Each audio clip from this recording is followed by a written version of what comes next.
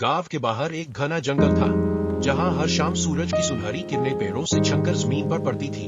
इसी जंगल के किनारे एक छोटा सा घर था, जिसमें एक वृद्ध महिला अम्मा अपने पोते राहुल के साथ रहती थी।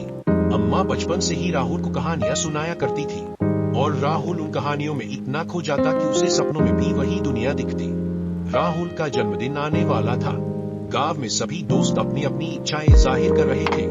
कोई नई साइकिल चाहता था, तो कोई महंगे खिलौने। लेकिन राहुल को इस बार कुछ खास चाहिए था, कुछ ऐसा जो उसने कभी महसूस न किया हो। अम्मा, इस बार मुझे एक अनोखा उपहार चाहिए, राहुल ने कहा। उनकी युर्रियों में भी प्यार की चमक थी।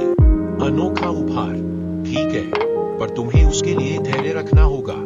जन्मदिन की सुबह अम्मा ने राहुल को जंगल में चलने के लिए कहा। रास्ते में पक्षियों की चहचहाहट थी, हवा में फूलों की खुशबू थी।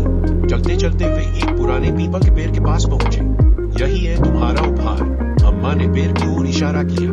लेकिन अम्मा, यह तो बस एक पेड़ है, राहुल ने हैरानी से कहा। अम्मा हंस पड़ी।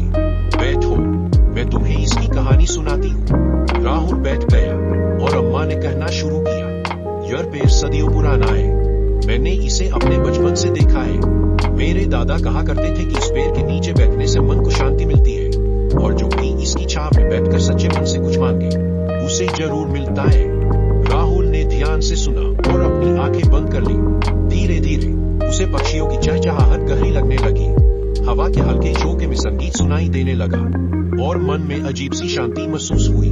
उसने पेड़ से प्रकृति के करीब आने और शांति पाने की कामना की। उस दिन के बाद राहुल अक्सर उस पेड़ के नीचे जाता और प्रकृति की गोद में शांति का अनुभव करता। वह समय गया कि सबसे अनोखा उपहार प्रकृति का आशीर्वाद और शांति का अनुभव होता है। वह उपहार जो कोई पैसा नहीं खरीद सकता, वह उपहार जो जीवन भर साथ रहता है, वह उपहार जो उसे अंदर से समृद्ध करता है। हर जन्मदिन पर वह उस पेड़ के नीचे जाता और उस अनोखे उपहार को याद करता। वह पेड़ उसके लिए प्रकृति का एक अनमोल उपहार बन गया था।